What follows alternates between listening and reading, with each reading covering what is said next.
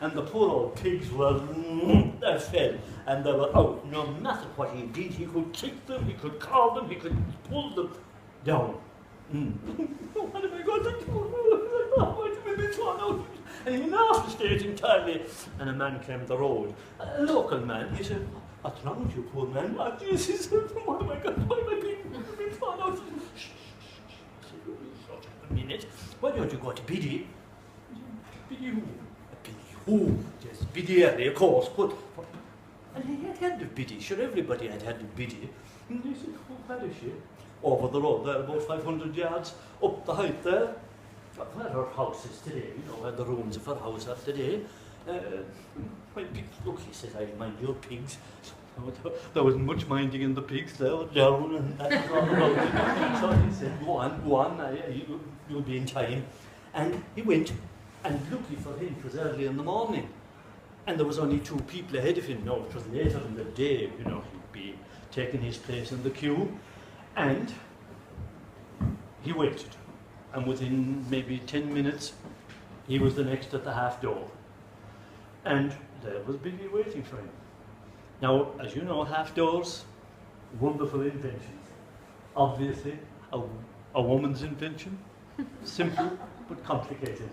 They were made to let out the smoke and keep out the hens. And Biddy was waiting, and she welcomed him by name. And that kind of took him aback. How did she know him? Because he didn't know her. He had never met her in his life. But that was the thing about Biddy. You could be from 40 miles away, having walked that, and she'd know you. And she'd know what brought you. And you know, it made people very uncomfortable, but she invited him in anyway, and sat him down, and made a cup of tea for him. And then she asked him, you know, tell me. And he started again, you know, that I said, "My children were going to be thrown out in the road." She said, look, she said, drink your tea, I'll be back in a minute." And while poor man was there, you know, wondering, you know, what's going to come next, you know, nervous. And why wouldn't you be nervous? She went into the room above. It was only a small cottage, kitchen and room, thatched cottage. And a couple of minutes later, she came out, and in her hand, she had these 3 little twists of what looked like paper. And you know, she said, "Go back to where you left your pigs. And when you come to the first pig, stick that, you know where." Stick that, you know. And when you come to the second pig, raise his tail and stick that.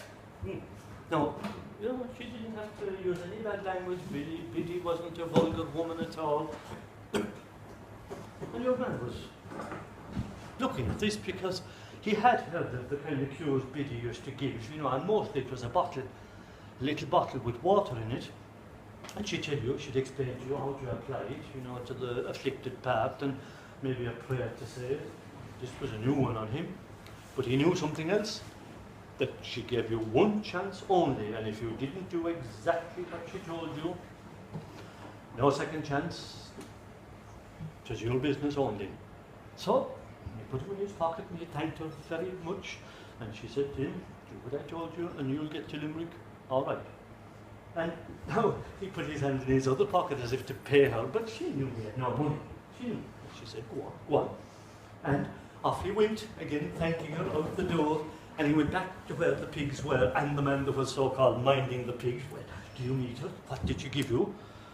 The man took out the 3 little twists of paper, and he took the first one, and he took the pig by the tail, and he stuck the, you know, where the sun don't shine, and he cut the second pig by the tail, and he did the same operation.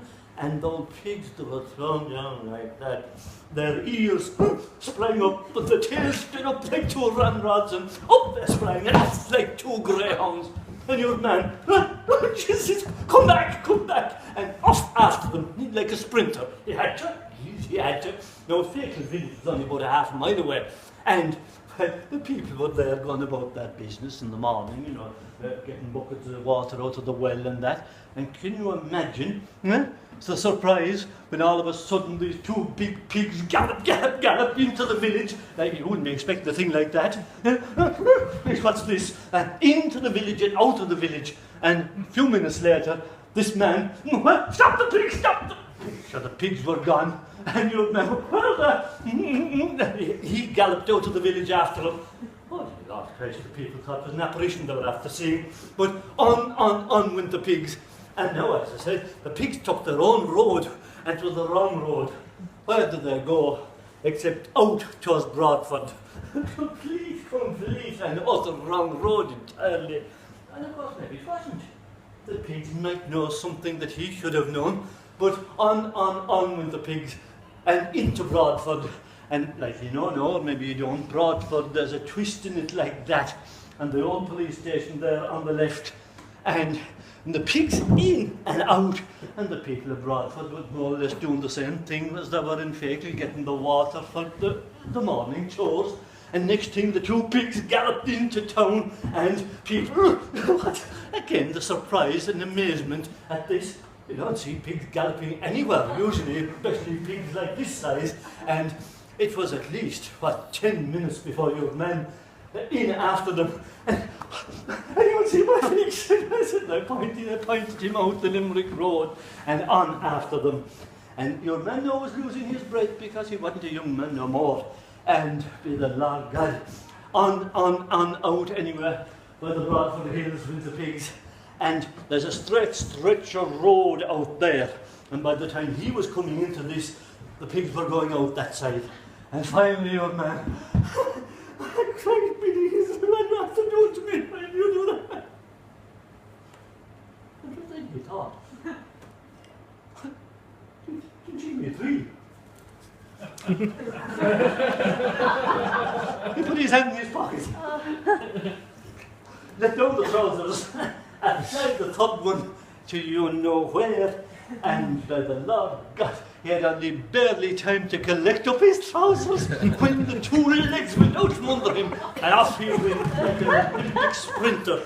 Well, the man who told me the story said he got up to the two pigs gone into Limerick, and now Limerick people, you know yourself, they're decent people by and large, and he shouted out, "Stop the pigs, stop the pigs!" And they corralled those pigs for him. And thanks.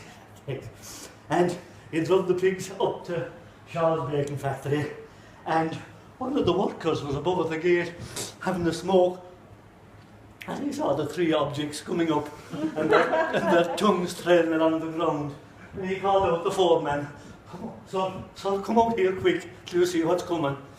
And the foreman came out.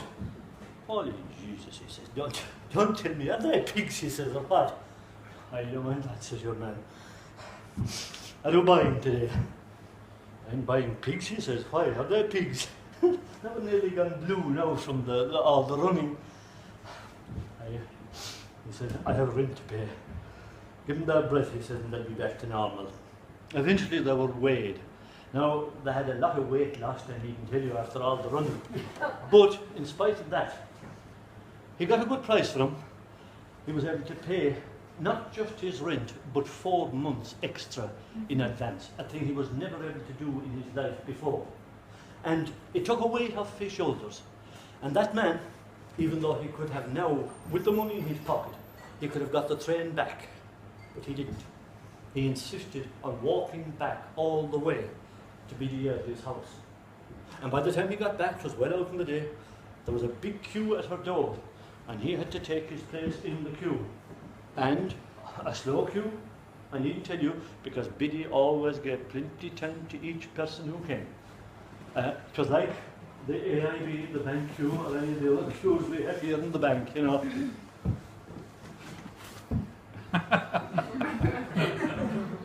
Slow.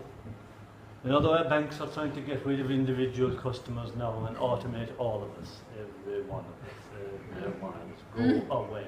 Go away. We don't want small customers anymore. We just want $1 million customers so we can keep you and have the taxpayer paying all of the big debts and huge bonuses for crooked bankers. Well, anyway, what's what I was supposed to say? Anyway, what he did was, that Christmas, he insisted on buying her a goose.